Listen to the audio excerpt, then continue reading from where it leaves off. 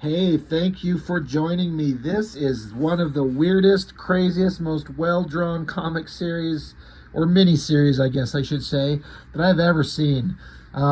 If you've read these books, you know what I'm going to talk about.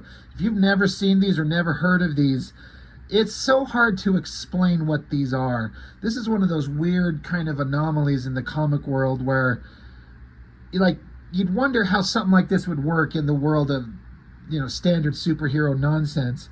Um, I don't know if it would work if it wasn't for the creative team, Grant Morrison and Frank Quietly. They're both Scottish, right? Grant Morrison is, but isn't Frank Quietly as well?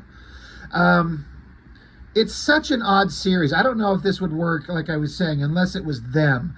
I've also never been entirely sure how you pronounce the title. Is it WE3? I mean, I guess it's just kind of a weird title for a book, and I can't remember what it was that made me pick this up. It's such an odd thing. I'm not usually picking up DC or Vertigo books, and why am I going to pick up a book where it's got a picture of a dog, a cat, and a rabbit on it? But I think there was a lot of hype build up around it, and Frank Quietly at the time had, I think I'd seen his work for the first time personally on, I think he was drawing X-Men. And I think that's the first time I'd ever seen his work that I was aware of. It's certainly not the first thing he ever did, but I might have just followed the artist. I tend to do that, and here's this weird out of the blue book about dog, cat, and a bunny named WE3. Like I was saying earlier, if you've never heard of these, I can almost guarantee you, one, you could never guess what it's about, and it's so weird how this thing works. It's just an odd. I can't even explain it. We'll just kind of go through the books. I guess we'll go through all three of them.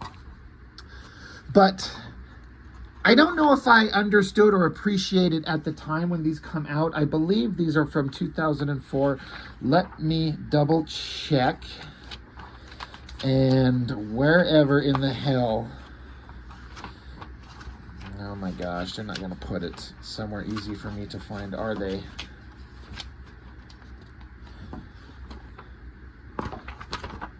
Yeah, 2004. I don't think I appreciated at the time the absolute artistic genius of Frank Quietly. He's got a weird kind of artistic style that is the complete polar opposite of, like, superhero drawings where heroes are dynamic and handsome and women are beautiful. None of his human figures are, like, attractive in any way, and I think that's kind of an intentional thing on his part. Everything he draws, all his human figures tend to have, like, this, it's a more naturalistic, realistic kind of way of rendering, bordering on almost grotesque in a way. And I hope anybody that's out there that's watching this and hears that, if it makes sense. Like, I wonder if people agree. Like, again, if you think of, like, Batman drawn by Jim Lee, big, strong, powerful, square jaw, handsome, intimidating, powerful. Frank Quietly has all those things except the handsome part. Like, they're kind of odd and off-putting, and I say that as a positive. He's got such an odd, crazy style, but more than just his drawing style, his storytelling has got to be absolute grandmaster level. And this was, like I said, this is 2004. This is like forever ago. 2 decades ago. It's unbelievable the kind of storytelling that he's able to do. I'm actually kind of curious, what is Frank Quietly even doing these days anymore? Probably only taking projects that he wants to, because he is so good and probably commands such a high price. He only does what he wants to do.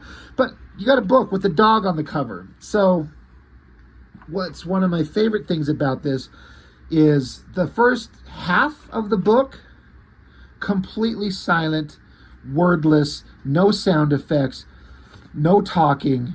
It's all just told through the visual. So one, you got to have Grant Morrison, who knows how to convey in a script, here's a story we're going to tell, and this is exactly what we need to see. But remember, there are not going to be any text boxes explaining anything. I think Todd McFarlane would die if he ever dared to publish a book like this with no words. He'd have to clutter it up to prove to everyone that he's a good writer. But a master writer like Grant Morrison can just write a script where it's just silently told through the visuals, and it doesn't make him any less of a writer. Starting out with just shoes, walking, the back of a guy's head, more close-up of the shoes on a treadmill. There's a little ventilation shaft and a little glowing dot in the background, which you may not even notice at first. Getting into it, we flip to the inside of the ventilation shaft. There's some kind of shape here looking, and then you get this odd silhouette shape of some type with these little wire things coming out the back of it and these little glowing dots. And then a close-up on it as this shadowy creature looks through more ventilation shafts, sees other types of feet, not the guy on a treadmill. So you get this page showing the glowing eyes and then this kind of monochromatic color tone with only those glowing eyes being like a bright color, a color pop of just these random people, guns everywhere. They're living in this shanty, ugly shack. It's kind of terrible. Like it's kind of, whatever this is not like this is not a place anyone wants to be. Some guy sees something. Meanwhile, back with the guy that's on the treadmill, he's running. It looks like he stops. You see some stairs, and you see there's more than one of these like weird, small bug-like shapes with the little antennas with the glowing dots. We saw one for sure, but I guess you could interpret it as there's maybe more than one looking through different ventilation shafts. Anyway, it shows these things. They're keeping them intentionally obscured, so you can't really make out what they are. The guy who's on the treadmill runs over, grabs his guns, points his guns at something. And again, there's no sounds, there's no words, but like it's like a text balloon, but it's just an exclamation point to kind of give the kind of emotional state of the guy. Excited, weirded, freaked out, something. There's a door. He shoots through it, kicks it open. There's spent bullet shell casings everywhere. Just the back of his head, a question mark. Again, I love all this silent storytelling with these weird creature things creeping around. What comes next? This was a visual unlike anything I'd ever seen. This guy is getting riddled with hundreds of bullets, and it's such an interesting way to draw them, like having these massive shapes coming towards you, kind of having them blurred out, and then the bullet-riddled body of the guy in the foreground just getting atomized. It's just blood splatters everywhere. I have never seen a character get shot to death like this. This was like, how does someone even conceive of this? It's so weird. It's almost like a version of like bullet time in like the Matrix in a way. I don't know. It's just, I mean, look at that. It's so crazy. So it makes you go, what the hell are we into? So now there's blood everywhere, and those creatures with the little glowing antenna things going down the stairs, bunch more dead bodies, and so you can see 1, 2, and 3 of these things out the front door, and then here's like a little shot. I'm guessing it's the implication that the building in the background blows up, and these 3 whatever, robotic, cybernetic, something or others are exiting. The building's exploded. There's fire. There's a truck in the foreground. The creatures crawl into the truck.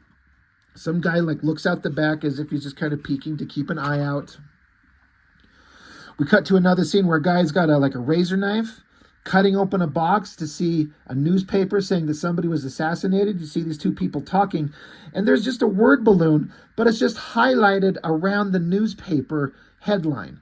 So it's just a really interesting visual way to show that that's what these 2 were talking about. It's part of the conversation by just having the art and the word balloon kind of coincide over each other and just circle the word balloon around the part of the art to kind of give the idea of what they're having a talk about without actually putting words in their mouth. Really interesting, really weird.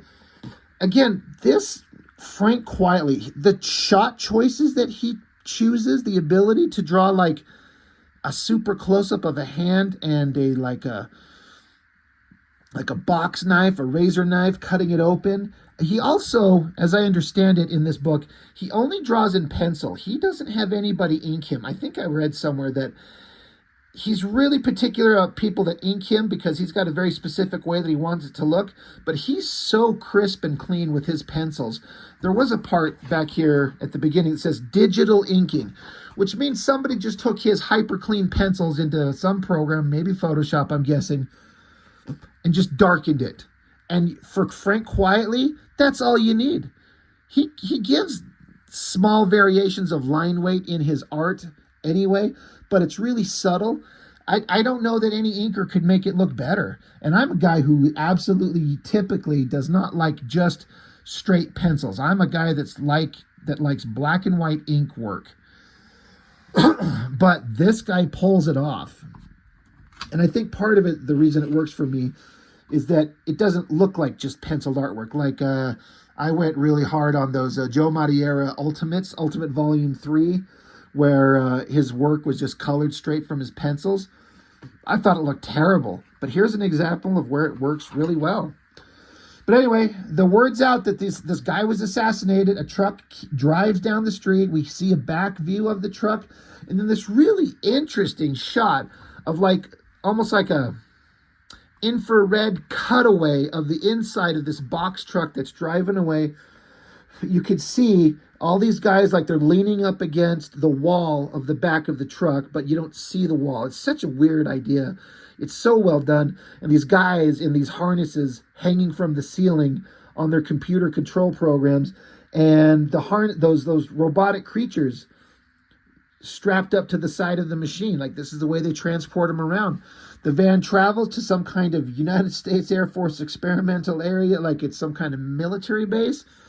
So these creatures and these humans drive to the military base, and inside the van, these robotic creatures, the masks, these like cybernetic masks on all three of them, pop up to reveal a dog, a cat, and a rabbit. Now, how many pages did we just read?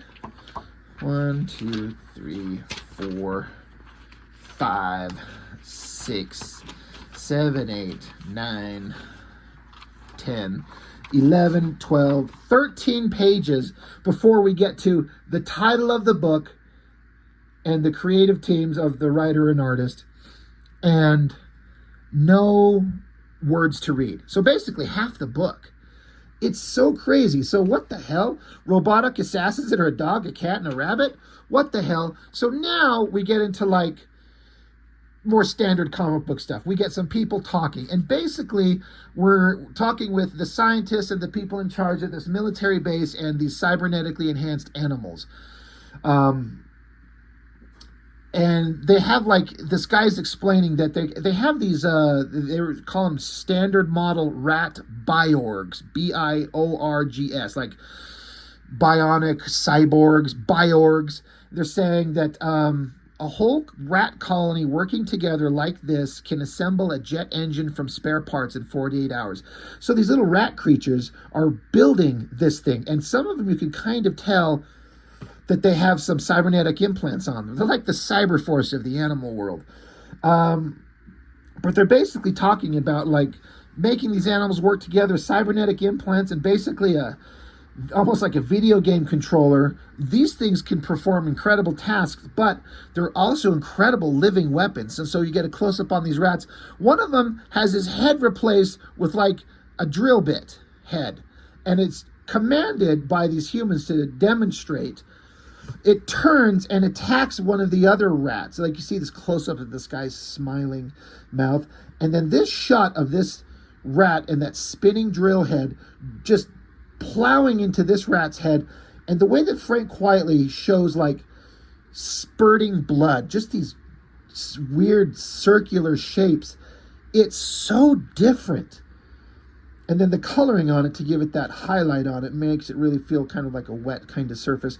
That's just another one of those visual things. I'm like, Frank Quietly knows how to do things on a level just so much more different from everyone else in the big mainstream kind of comic art world. That is so crazy. All his details are there and they're perfect and so well done. But again, the scientists are kind of showing higher ups, like, this is what we can do with these things. Like, well, let's take me to the higher animal prototypes. So they go to another place. There's this woman here, Roseanne Barry, their very own Dr. Dolittle. Basically, it's introduced that she's kind of like the one who's kind of overseeing the WE3, the three animals. And they kind of talk about how she's pretty attached to them, but they say each one of these animals was kind of set for a specific thing. She says, the rabbit Byorg was designed and trained to deliver mines and poisonous gas. You can think of the dog as a small tank, the cat a lethal stealth machine. And so the military guy who's being kind of like briefed on all this stuff, he's like, well, of course, the hardware that does the real work. And the girl's like, well, no, the animals are the hardware. So they referred to as like the dog is number 1, the cat is number 2, and the bunny is number 3. So the woman says, 1, Mr. Washington would like to meet you. And then it's the text is worded really interesting. Like, it's not the word would, but it's WD. And then the word like is L-I-K, and then 2 instead of T-O, it's just the number 2. And then meet, and then U is not Y-O-U, it's just the letter U. So it's a weird way of having her speak to the animals. Mr. Washington would like to meet you. And so the military guy's like, hello boy, how are you today? And the dog himself, he says like the letter I and the letter M and then good, G-U-D. I am good. Are you good too, Mr. Washington? And the military guy's like, holy shit. He's like, they can't escape, can they? He's like instantly panicked, instantly freaked out that a dog, this deadly, hardcore, deadly creature can speak. Therefore, it can comprehend, it can think. And he's instantly freaking out. He's like, oh my God, they can't escape, can they? And the dog's like, are you too? Implying like, are you good? Are you too? And so they say, oh, 1 won't bite, Senator, not while their restraints are locked. Number 1 is a good, loyal dog. He only kills the enemies of our nation. Then the military goes like, this is astonishing. Good dog, good dog. And the dog says, good dog is good dog? And then the military goes like, how is this possible? He's like, he's only a dog. Don't expect the sonnets of Shakespeare. The woman, the lady, the scientist can kind of break it down. The cat speaks, says men stink, boss stink, hungry. So the cat, as a cat is kind of like a sassy bitch, doesn't care about anything but what it wants. The humans say this feisty little critter never did learn any time for any manners, along with all those big words. So basically the scientist or the military guy's like, well, feed them, they've earned it, but they've done their last job. We're going to decommission WE3. And the lady's like, what? These guys are showing more progress than anything else we've ever done. And we're reviewing things, we're restructuring things. I've made my position clear. These animals are obsolete. They're to be replaced. So the dog says decommissioned, and then it has a question mark, word, question mark. He's like, I don't understand what that word means. So the cat says nothing. The rabbit is just over here, no, grass, eat, now, eat. It's like the bunny's just thinking like it just wants to eat. They basically give the impression as the story goes on that the rabbit's kind of the stupid one. The military guys are taking off, and they're like, we don't think anyone's ready for animal weapon 4 yet. They've got weapon 3, but they're like, weapon 4 is a whole other thing. So while the military guy's being escorted out to his hospital, or to his helicopter, Jesus, he's talking to the military guy's talking to the scientist guy, and scientist guy's like, hey, these, I know they're different than what you expected, but we've got the technology kind of mastered, but we got to be careful with what we do here. the military guy's like, you may see that as a triumph for technobiological know-how, but I'm looking at 3 pissed little animals. What kind of lunatic would teach a killing machine to talk? Put them out of their misery, Dr. Trendle, and smarten up yourself for the media. So basically the military guy's like, why would we teach these things to talk and think when they're that deadly? So then comes a couple series of pages that are, it's so weird. I can't imagine how Grant Morrison would script this, and what a pain in the ass it would be to draw.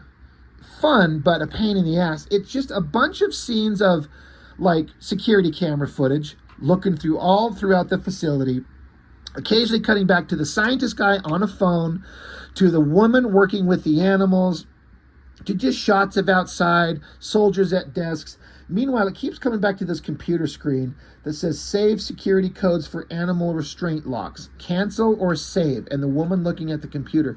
And then we keep cutting back to the animals themselves. And it keeps getting close on to the save. Do I save security codes for animal restraint locks? And it keeps going through all these various bits of footage. There's a guy here picking his nose. Close up on the thing. Do I save it? So double page spread of all that. More here. The animals, people walking around. And then we start to get a little bit more of a story where the lead scientist guy and his guys that work with him meet up with the woman. And the scientist guy's like, are you all right? It's not good to get attached to these things. And he's like, I'll try and help you once we're shut down. But he's trying to comfort the woman who found out that the animal project's going to be shut down.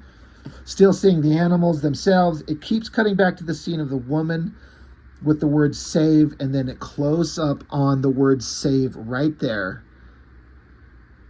And then we see more footage of like a lady mopping the floor, the janitor, people, just people throughout the building, just doing normal everyday kind of activities. The last panel we see suddenly is a vicious dog's drooling, angry, like growling mouth. And then what do we see? More security footage. And this time it's like the aftermath of the creatures. You can see in this top panel, this one person getting flipped over, and there's like the little tail ends of the animals. The WE3 have gotten away. And they're just mowing over everybody. Like these guys are here, then they're getting smashed over. So these people in the building are getting killed. We get a close-up of the woman. It's the implication is that she set them free. She says to herself, kill me, I deserve it. Like she's hoping the animals would kill her. She looks behind her and sees what could it be. And then look at that double page spread right there. It's so crazy to go from 3 double page spreads of security footage, slow building the tension, slow motion visuals, over and over and over, and then it jumps to boom, that. There they go, dog, cat, mouse, running to get away, to escape. The coloring's crazy good. The drawings are so clean and clear. It's such an impactful moment. And again, it's silent. I know I've said this before, but I can't help but get over it. I keep thinking of like, if this was a Todd McFarlane Spawn comic, there'd be boxes of text everywhere telling you nothing. Look how effective this can be. So it cuts back to a little bit later. The facility's freaking out. They got away. We got to hunt them down. We got to destroy them. I should have known the girl, the way she was shaking, the way she was talking, that she set them free. Holy shit, this is bad. So they're kind of interrogating her. And they're saying that the animals can't survive more than a few days without their medication, but these are surgically engineered, biomodified organisms armed by the Air Force and trained to kill. They are instinctual, amoral. They lack the fear of death that sets limits on human behavior. That's our only problem, sir. They won't go down without a fight. I don't understand why they have this visual here. This makes sense. Then why this last visual is just a lady mopping up. Like, this is where the animals used to sit. Maybe there was a bunch of blood there and she's mopping it up. I'm not quite sure what that's supposed to represent. But meanwhile, later, out in the forest, here's a shot, and you've got the three creatures, the animals. They talk to each other. It is in this really interesting kind of conversational text, the way that I was talking before, where like the rabbit just says out, and it shows a question mark. Now, where, boss? Out, go, question mark. So basically the rabbit's saying we're out, but now what do we do? And then the cat, she says one, say zero. Now one, I take it to mean is referring to the dog. The dog is number one, cat is number two, bunny is number three. And the cat is saying one, say zero, meaning the dog is not saying anything. The cat looks up, sees a bird, shoots it, and then jumps and catches it and brings it down to like eat it. The cat says again, it says one, say zero, one, no zero. Basically, it's like the dog's not saying anything. The dog doesn't know anything. And the cat says, continuing, no stink, boss. One, say, question mark, one, no zero. So the cat's like, you don't know anything, dog. We're out. You don't know what we're going to do. The dog just simply says, home. The dog continues, home. Danger here. We three home now. The rabbit, home. Two, come. The rabbit says, to where? The dog says, or rather the rabbit says, to home. The cat says, to stay. Eat here. It's such a weird thing. It's like, I know that my reading it doesn't convey it, and it probably makes it sound goofy, but it's such an interesting way of like conveying the most basic thoughts. The cat's a dismissive, self-involved kind of snarky asshole. The dog is a good, loyal boy, and the rabbit's just a fucking idiot. But, you know, it says, you know, we gotta go, let's go. And the cat's like, I think I'll just stay here. And then the cat says at the end, we three no home now, meaning we don't have a home. So it ends on this beautiful splash page of like this forest scene. You got birds flying in the air, and in the distance, I'll bring it up closer to the camera so you can see helicopters flying towards them, like the humans are out to hunt them. What a crazy kind of build-up. I think that is so damn fun. That is so neat. I keep thinking whether I should just break all three of these books up into separate reviews. But you know what? We're going to just keep going. Continuing on.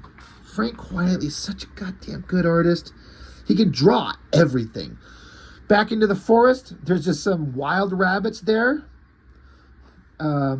Just kind of feeding. And then they all kind of perk up and you hear a voice say, run.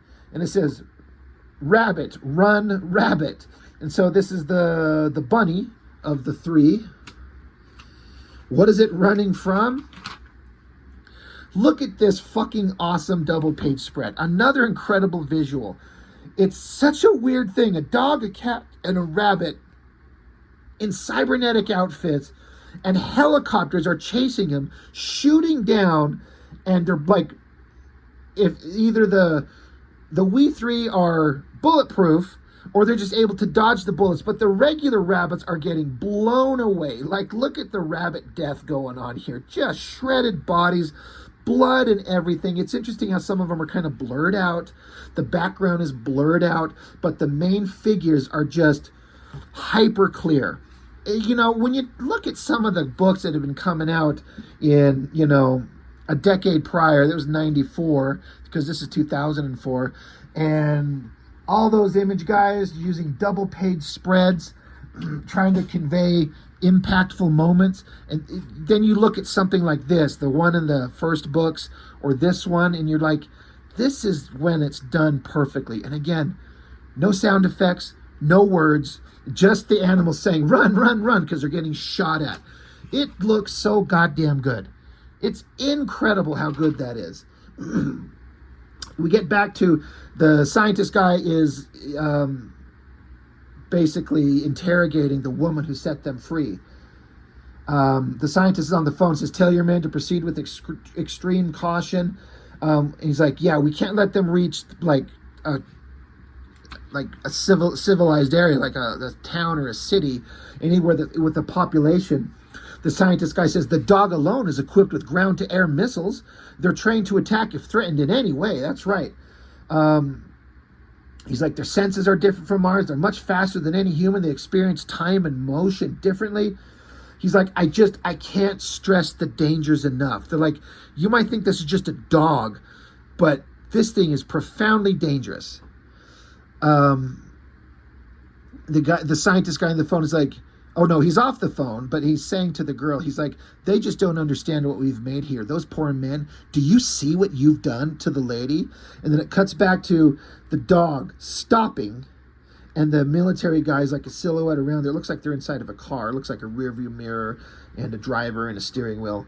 And they're like, aim for the heads, aim for the heads. But the dog has decided to stop running. And then, again, visuals unlike anything I've ever seen. Whenever I say something like this, where I'm like, I've never seen anything like this, I'm not saying there aren't other artists out there that haven't done things like this, but I haven't seen everything and everybody, and when I see something like this, and it's the first time, it's mind-blowing what Frank Quietly comes up with. So, one big giant shot on both, top and bottom, the dog here, the cat here, and they're attacking, like the dog is shooting the machine, the Jeep here, but you can see in multiple panels as how the dog shoots, plows through the front windshield, and then out the back, smashes through the back, lands, and is back on his feet as they just kind of cross each other's paths, boom. But then all these little inset panels showing in like hyper slow motion time, the dog shooting, bullets traveling at it's like super slow motion, penetrating the guy's faces, blood everywhere, guys' mouths open, close up on the dog's eyes, body parts flying everywhere, teeth, severed feet, a lucky rabbit's foot, just shredding this thing. And that's what the dog does to this Jeep. Meanwhile, the cat, it's like up in a tree, and it's firing from its paws, instead of like bullets like the dog, they're like tiny little, they're like claws, like needles. It's firing them from its paws. And again, the soldiers on the ground, and just a bunch of little panels of these guys just getting shredded, just absolutely decimated by the weapons of the cat. You don't see the stupid bunny anywhere. Meanwhile, cut back to the scientist guy. He's like, wives and families. Yeah, I tried to warn you. I promise we'll find a way. We'll think of something. Meanwhile, cut back to just more small panels of death and destruction. Bodies on fire, blood, guts, glass, screams, the helicopter going down in flames. So we see that the dog and the cat and the bunny, I'm sure the bunny somehow, is just easily decimating these soldiers. Yeah, this is where, here's the rabbit.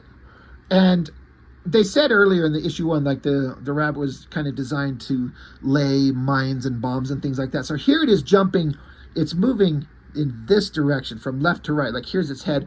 And there's this little port out the back of little round shapes, and it's like expelling little spherical objects. And I read it, I'm like, well, those must be bombs.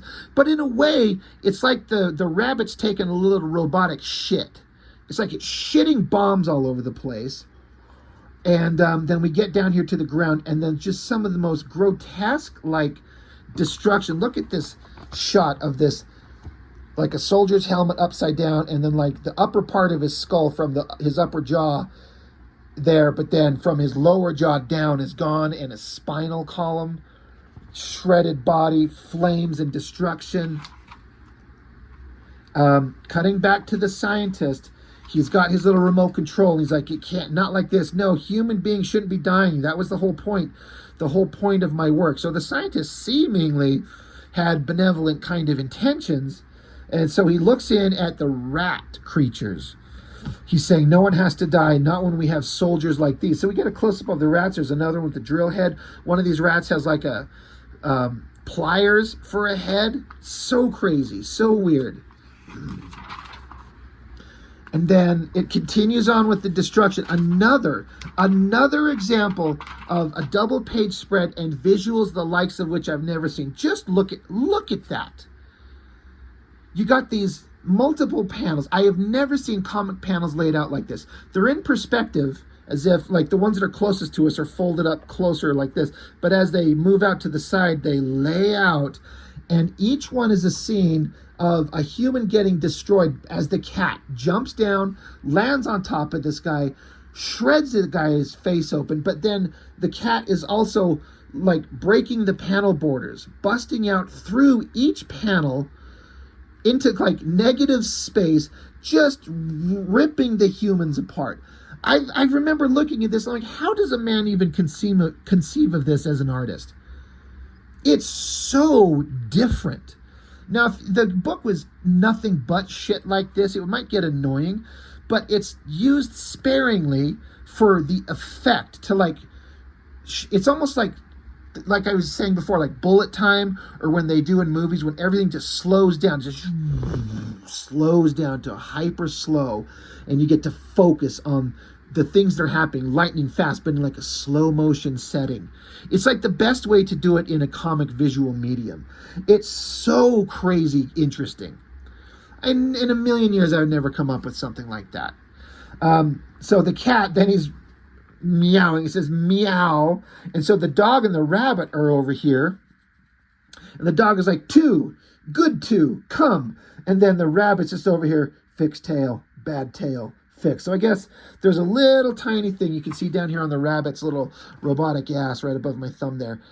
There's a little device just hanging. So something broke. And the rabbit knows. He's like, his tail is broken. He's like, it needs to be fixed. Fix my tail. The dog is like, two, to the cat, two, come, good. Back to the helicopter. More helicopters. Like, what the hell happened down there?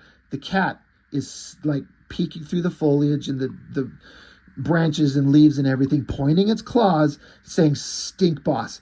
The guy's up here in the helicopter says, beats me. I'm just glad we're up here. And boom, shot in the head. Just like that. The cat's aiming at a helicopter, one eye shut, one eye like hyper focused, shot him dead. And then the cat says, it's got some question marks. He's like, claw be gone. And then he hisses. So I guess they're implying he's out of claw ammo. But took the guy out, shot him there. Back to the scientist guy's like, well, that's it then.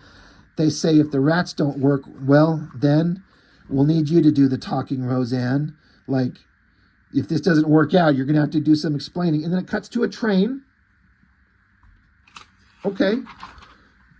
God damn, I see these ads for Smallville. And sometimes these comics, this is dumb. This is a weird random ass tangent. I watched Smallville for the first several years when it came out, and I kind of stopped when it got to be hyper repetitive, and it just kind of way overstayed its welcome. But I loved it when it started. But that feels so goddamn long ago. And it was. It was 20 years ago. But comics to me, I don't think if this comic is 20 years old, they kind of feel timeless, like they just exist. And I have to stop and think, this was 20 years ago. I was reading this when Smallville came out. And Smallville feels like ancient news, and this comic still feels fresh and new. And I wonder if any of you else feel that way.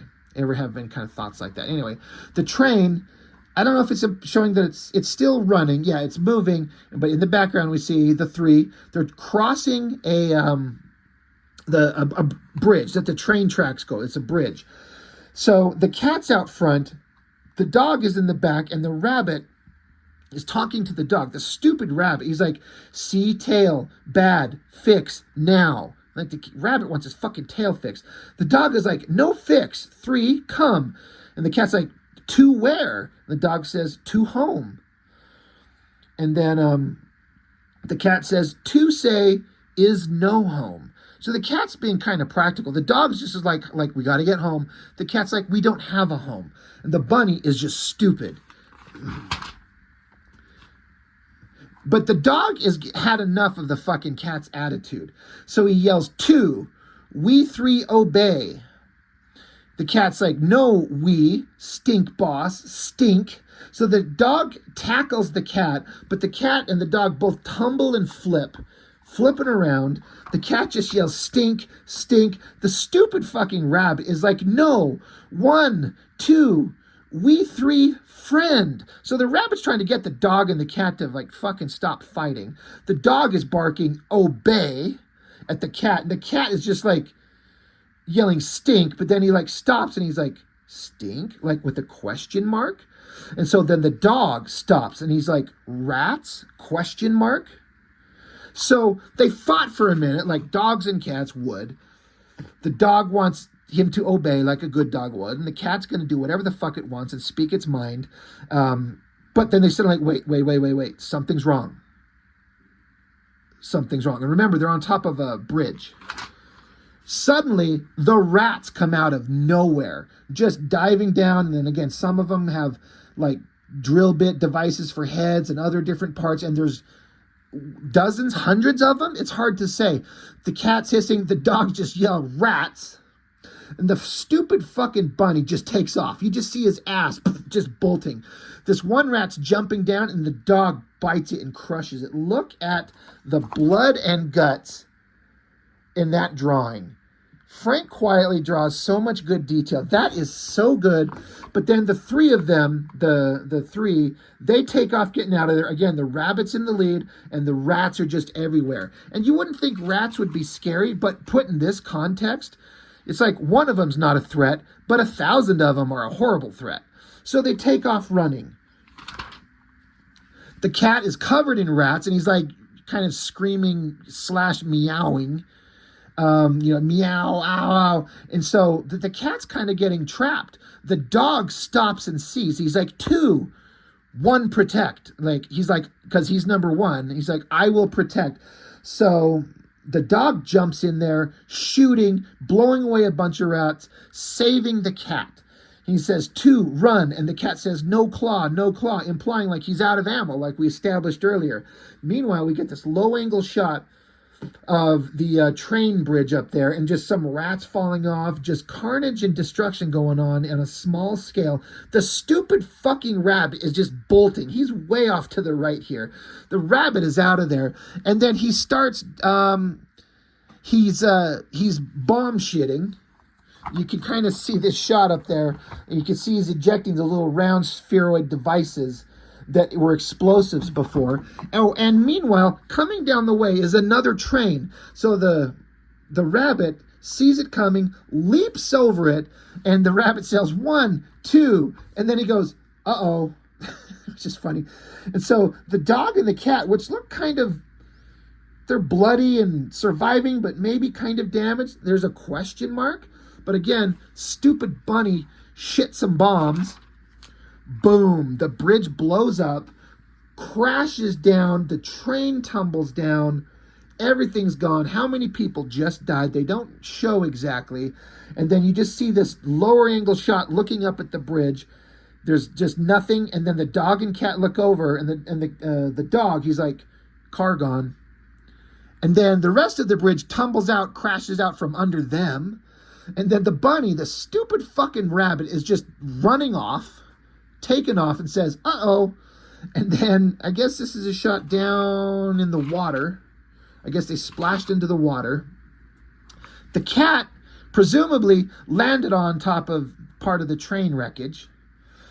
And it makes some kind of sound effect like a KK. The letters are KKT. So, you know. And he says, 1? Question mark. Meanwhile, you see the dog pulling a human out of the water. The dog's pulling him by the collar, pulling him back, and the dog says, good dog, help man.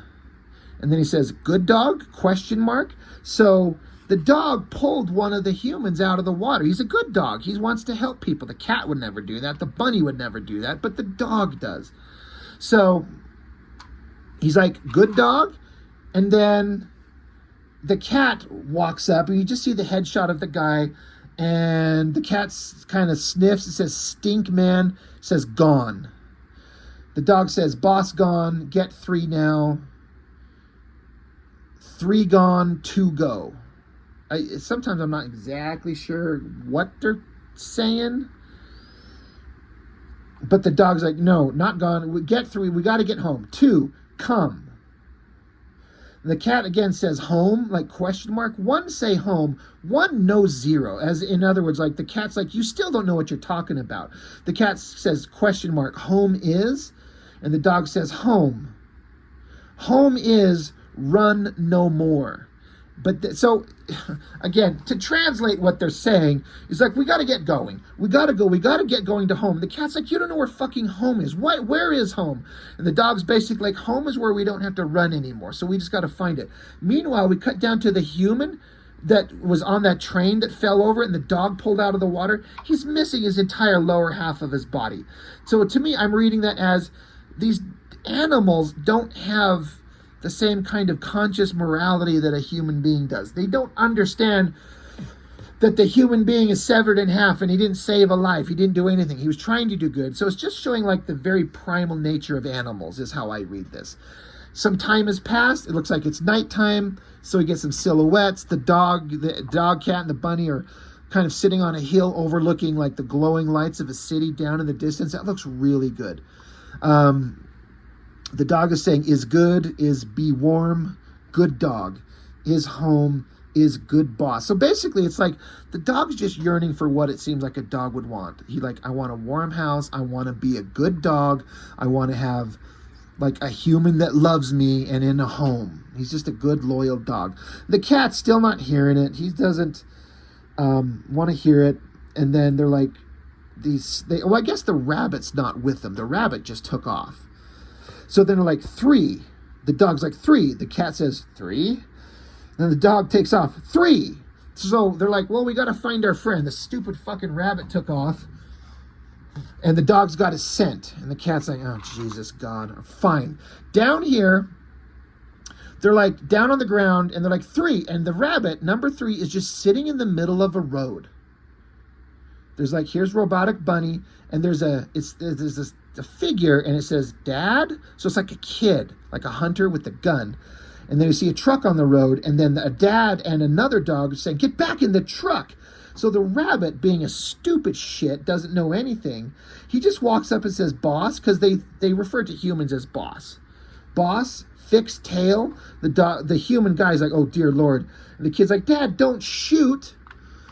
The rabbit says, fixed tail, home, now, hungry. So stupid rabbit is just like, fix me. I want to go home. I want to eat. Like, he's such a simple kind of creature. And he's just like asking for help, and he wants to go home, and he's hungry. And the kid is like, it might be an alien, Dad. And their own dog starts barking. Meanwhile, off in the distance, the number 1, the dog, he yells 3. So then the rabbit, I guess, gets spooked, takes off towards the people. The dad's like, get back, I'm warning you. And then the cat jumps in there, says 3, not. And then the rabbit stops and says, boss. So it's like they're trying to tell the rabbit to get away from the humans. And then the dad's got a shotgun out. He's like, stay back. And so the rabbit goes walking up to the human guy. Boom. Look at that shot. This is one of my favorite shots ever of showing action and motion. Sorry for all you bunny rabbit lovers out there, but the fucking bunny got shot in the head with the shotgun. Look at the blood dispersal pattern drawn here. You can see where the place of impact is right here, because all the blood droplets are shooting out from that spot. But then the rabbit itself is angling backwards, kind of like a dead look on its eyes. Blood coming more heavily from this direction. So the guy shot him in the head. And that way of showing motion and impact right there, I remember staring at that going, like, again, this was 20 years ago. Of course, I'm drawing, but I was like, I don't know anything. I don't know anything about drawing comics. Look at this. But you can't help but go, well, this is going to be bad for everyone involved. The rabbit's just kind of lying there, and instead of speaking normally, it's just like making nonsensical sounds. The cat and the dog are staring at it. So the dad says to the kid, run and don't stop. He points to the kid like, run, go. So the human guy's dog goes running after them. The cat down here just slices the regular dog's head off like it's nothing. Boom, done. And the dog jumps at the father like jaw open right there towards the guy, and it just cuts to like this blank panel. You know that dude is dead. I can't remember if the kid is dead, but I couldn't imagine these instinctual dog and cat would let them go. Cut back to some time later. It's just left open. The rabbit is sitting right there next to the dog, making weird sounds, not thinking anymore. So it's shot, but it's not completely dead. The dog is sitting here looking sad, and he says, bad dog, down here, bad dog, bad dog. He knows he did bad, but out of rage, they killed, and the rabbit is just like zapping out. And so you see the dead father. Again, I'm not sure if the son's in there. Meanwhile, the cat comes back up, and he's just like, home? Cat doesn't give a fuck. He's like, are we going to go home? Oh, yeah, up here they say, now later they said they found the child wandering in the woods a few hundred yards from the body. So the kid survived. So the animals let the kid get away. So these creatures are now within 5 miles of the center of a city with 800,000 people. I would like to bring this to a very rapid conclusion, doctor. I have no choice now, you understand. And the scientist guy's like, yeah, we can't just wait for the medication to run out. This is terrible, but he says, if it were me, sir, I'd strongly advise against deployment of Animal Weapon 4 anywhere near civilians. He can be highly aggressive. His training, and the military guy says, is complete as of now. We designed these monsters to destroy one another on distant battlefields, didn't we, Doctor? These wars of tomorrow you spoke about, they've already begun here today. So basically they're like, we can't stop these things, the three. We have to stop them. So they're going to deploy Animal Weapon 4. And they're like, I don't know if we want to let this thing out. Do we? We're back with the woman who was in charge of the animals, and she wants to make a phone call, but she's kind of in charge, and they kind of tell her, like, they're going to release, they're going to let Animal 4 out. The time for talking is done, and the girl's like, oh God, no, not this. And you get this giant, I'm sorry, I'm not a big animal guy. Is this like a bulldog? They mentioned Mastiff earlier. Either way, you can tell it's a dog, the strongest and most powerful one of the three, but this is like a big dog. Big, angry, mean-looking dog. Like, look at that thing. And considering what the three can do, what can this one do? So, on to issue 3. Sorry, this is almost an hour into it. I didn't think these 3 comic books would take this long to go through, but I'm actually having a lot of fun going through these. I could break them up into individual reviews, but we're already into it, so too bad. Next issue opens up like a train station. There's a guy running. Helicopters in the sky. He's ducking out of the way, and looks like he's like a homeless guy. He's got some kind of crappy food he probably found in a garbage can. He stops with a look of shock on his face. He's like, oh shit, what do I see? And then here are the 3. The cat, the dog, and the rabbit. The cat, because remember, they've established that the animals take certain kind of medications to survive, but they don't have access to them, so eventually that should stop them. And the cat's saying, sick, hungry. The dog's just looking, he says, man, go. And then the rabbit with a bullet hole in his head is just making weird sounds. And so the guy, the human dude with the food, he's like, well, I'm not your master, boy. You ain't mine. But there you go. So he takes this burger that he's got and cuts it up into pieces, or rips it into pieces, and feeds the animals. He's like, there you go, good dog. You won't bite unless you have to, right? And so the dog says, is good dog? And the guy's like, God damn, look what they did to you. What kind of sicko penned you all up in there? Talking animals, I need liquor and tools. So, looks like the 3 animals have found help. The dog continues. He says, sick, bad sick, help find home. So he's like, we're sick, we're hungry, and we need a home. Can you help us? And the guy's like, home? Well, all right, you wait here. He's like, I got to get some tools. You wait here. I'll see what I can do. Meanwhile, the cat starts like vomiting and puking. I don't think he liked the food that they were fed. He says, stink meat. So he's like, whatever you fed me, that's terrible. And the dog's like, is good man. And the rabbit's just zapping out over here. He's like, because again, he got shot. Um, let's see. Oh yeah, so the guy that was just talking with the animals, he's coming down in an alleyway, and there's a bunch of cops and soldiers, and they're like, "You shouldn't be here. There's dangerous animals. Get him out of here. We got to get this guy out of here." There's another panel. In fact, I kind of almost didn't notice it, but it's the same kind of like those panels in perspective, like that cat did when it was like traveling through the panels in issue 1, 2, whatever one it was. But they're like, there's all the dialogue is saying like, look, there's something out there. We're trying to get people to safety. There's a big reward if you've seen anything. And the cop says, "Hey, homeless guy, sort of money you could use, a guy like you." So they're like, "There's a reward out. We're looking for these things. Have you seen them?" And he's like, "Yeah, no, I didn't see nothing. I didn't see nothing, you fascist pig assholes." They're like, "All right, fine. Get in the car." So they take him away. And the scientist guy's explaining they should be weak and sick without their medication, but they're still dangerous.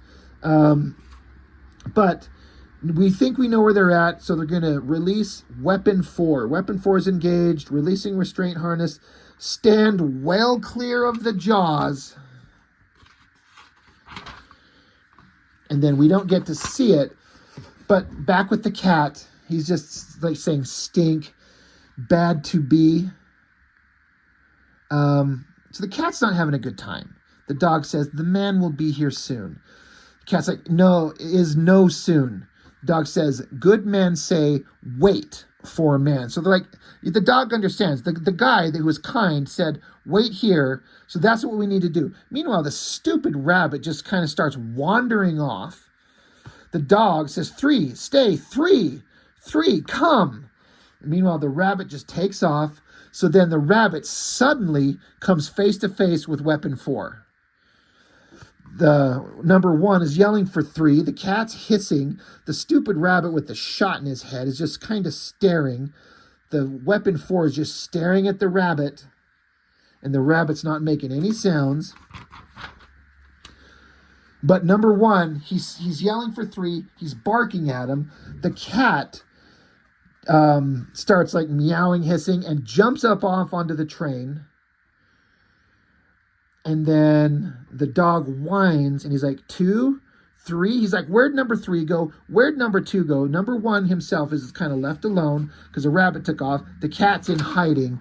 And then suddenly you flip it over, and number 4 has the rabbit in its jaws, just crushed and bleeding like it's nothing. It's crazy. Like another incredible splash page visual. No words, no sound effects, just showing you. And it's kind of horrifying. It's kind of terrible. And I love it. It's like I'm suddenly invested in these fucking dog, cat, and rabbits. Like these poor things. And this angry, mean dog is just crushing the rabbit. Like, is it dead? So number 1, frothing at the mouth, out the nose, anger in its eyes. But then in a last ditch kind of thing to do, the rabbit, he shit bombs himself again. And the last cogent words that the rabbit says is, "Uh-oh." And then boom, giant explosion. Right where, because the number 4 had the rabbit in its mouth. You see number 1 over here ducking out of the way. But shit bombs himself, presumably his last desperate act, blowing himself up too. Is the rabbit gone? I think so. Yeah. So then the humans are up there and they're like, "We got one. Pray to God it's the cat." So it's interesting that the humans are most afraid of the cat because it's the most unreasonable. The rabbit was stupid. The dog is kind of loyal, but the cat, as we've talked about, he's just kind of only interested in himself. So like anyway, one is on his way. So the dog, number 1, goes running. And around the corner, someone's calling for number 1. Number 1 comes around the corner, and there's the girl that took care of them. She's like, "Here, one, good one. Sit for Dr. Roseanne. Sit." And so the dog comes up. He sniffs. He's unsure. The woman's like, "One, good one." And she's like, "I'm so sorry." She's kind of scared. She's kind of sad. The dog comes up and says, "Dr. Roseanne, no decommission, WE3." He's like begging for his life. Like, "Don't kill us." But soldiers on the roof got, laser sights targeted right on the dog's head. And then the dog is saying, "We3 is good. Good dog, home now." So he's like, "We're good. We're not bad. Can we go home, please?" And the girl, she says, "Number one, the name on your collar was Bandit. You are Bandit." But then the dog suddenly notices, or maybe she sees the laser sights. Almost looks like the Predator kind of tri-sight. But she says, "Run, Bandit, run far." And then as you can see on this page, boom, they just blow her away. More of that crazy like dispersal of the blood pattern. Just so the girl is shot, probably getting in the way of the bullets that were supposed to take out the dog. But the dog says, "Bad dog." And then the military guy's like, "Oh, Jesus Christ." And the scientist guy's like, "Did something just happen to the Dr. Barry, to the woman?" So now the dog is pissed. Like the only human that ever took care of them, that he's known for a long time. So now number one is charging. He's running. And we see a close-up on the girl's eyes, like even raindrops hitting her eyeballs. And so, number one, he's like, "Bad dog, bad dog, bad dog, bad dog." He is pissed. And so he's running because he's going to go kill some shit. Looks up, and there's number four. I love the coloring. It's like, it feels like they're in rain. The lighting looks like, the way that like these headlight kind of cascading light through the water would be actually showing. It looks so goddamn good. There is number four. So then another kind of bigger panel with some small inset panels. Big dog, number four, is kind of like standing over as number one crouches down, got his hand extended out, and the scientists and the military guys like, "Look at him go, even with damage, bioengineered to emit 10 times the normal level of top dog pheromones." And, big dog shoots and hits number one, blowing out because like number one's like extending part of his missile section here out of his like tail section. Big dog blows that away. And the humans are just talking about all the devices that are hooked up to number four. He's got all these devices, laser targeting. He's bigger, better, stronger, faster. The military guy's like, "Where's the last of them? The rabbit's gone. The dog's right here. Where's the cat?" And the scientist guy's like, "Dr. Barry, she was very gifted, you understand. She taught her animals to work as a team." So number four looks behind him as he's getting ready to take out number one. Big number four looks behind him, out of the blue, out of nowhere. Big, beautiful, silent splash page of the cat charging down. Love all the technological designs in this thing. So crazy good. Lightning bolt behind it. The cat's a little prissy bitch, but the cat is a deadly, deadly badass. Lands down on top of number four, claws at its eyes, ripping it apart.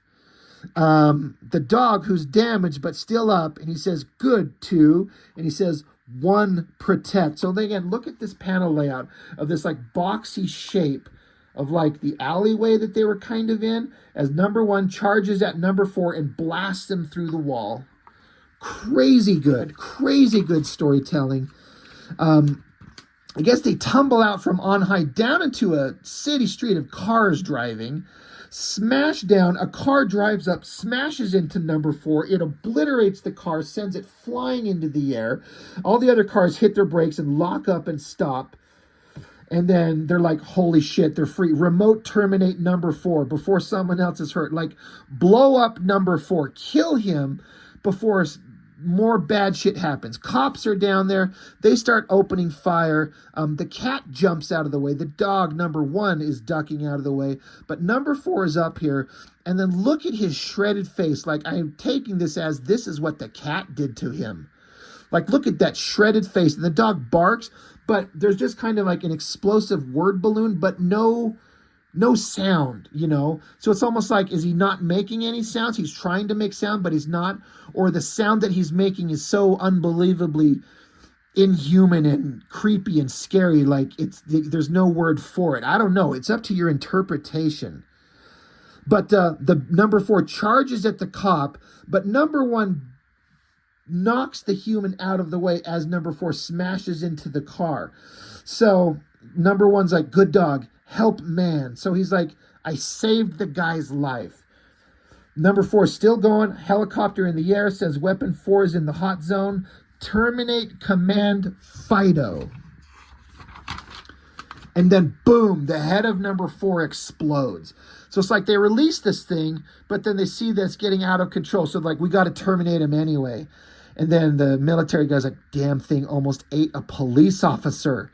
God damn it. And so while all that destruction is going on here, number 1 and number 2, the dog and the cat, are taken off down into some ventilation, kind of like underground sewer area. You see the glowing little lights of their little devices. And then they traveled presumably through the sewer system, and then there's an opening. And then the cat and the dog come out. And the cat says, stay. Hole is good. Like, they're like, we can hide in this hole. This is a good place to be. The dog comes out and he kind of barks and says, home. Is good boss. Is good to bandit. Here bandit is. She's like, no, we found a place we can stay. We don't have to run. So the dog's kind of looking on, kind of worn out. The cat's just kind of looking kind of like, oh, whatever. Here's this structure. And then the cat looks behind him. He says, stink birds. Like, stink is his way of, like saying, like he doesn't like a thing. And birds, he doesn't know how to call them helicopters, but they're flying things. So he's like, just calls them birds. Stink birds. So helicopters are coming. So dog and cat run. They're still just trying to get away. And then they come into this structure. And then the armor that they're wearing, like you can see on the dog, it's partially coming off from the damage he's suffered. As he's going down these stairs in this structure, the dog's saying, broken is leg coat, bad coat. Is coat not bandit. So he's basically kind of understanding that his armor that's falling off is not him. It's just a thing that he's wearing. He's kind of piecing it together. You know, the coat, he understands his name is Bandit because the girl explained that. And he's like, this is not my fur coat. This is just something else. It's not me. The cat says, stink men, be here soon. And the dog, with this intense look on his eyes, he's like, is coat not we? Like, this armor is not us. So the humans are still chasing them down. They're like, the dog may still be armed. The cat's a killer. Take your time. Use utmost caution. The humans are like, well, there's a lot of noise, but it just stopped. And they're like, pieces of armor are everywhere. And all I can hear is a bleeping noise. And then the military guy on the phone on the other end, he's like, what kind of bleeping noise? And then you see the armor. And if you're kind of paying attention, it's like the animals not are in it. And this looks like a little power source. Like whatever it was that powered them, it's powering up. Boom! It exploded and took him out. Meanwhile, see some feet walking, see a rat here out in nowhere, and the cat, he shed most of his armor. There's still cybernetic implants, but the armor's gone. His fur's kind of patchy. But the cat captured the mouse. The dog is sitting off here in the room in the corner, just down like he's asleep. You see some feet walking up. Meanwhile, the dog, he's got like a little blanket on him. The dog says, where? And the dog is just, he looks sickly. He doesn't look good. The cat's bringing like a mouse, like a cat does. I've owned cats before and they do this shit. It's a gift. Here, I caught this for you. The dog's saying, where is Bandit, basically? Where are we? And the cat says, we're home. This is home. And then you see these feet come along. He's like, well, now, here's where you've been hiding.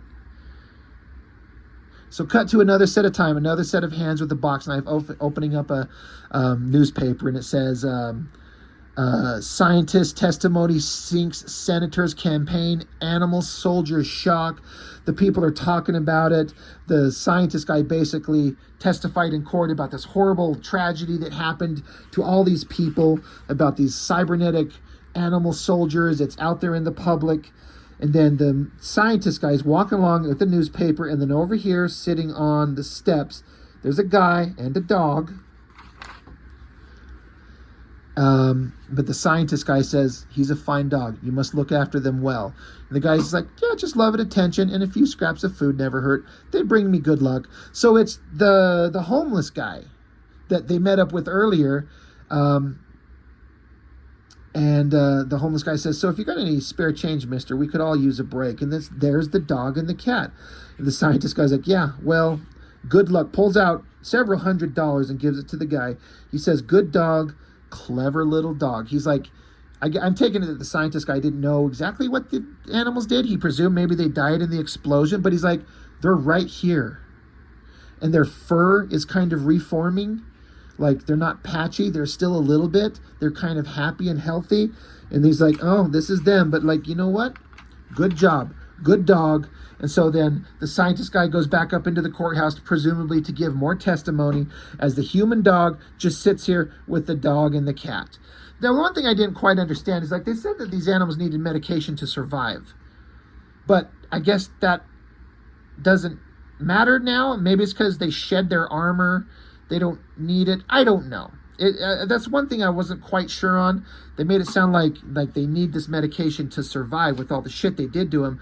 But the animals just shed their armor and are just kind of pretending to be normal. And so the dog and the cat are just living with the guy. And what are the repercussions? So it's left very open, very kind of vague.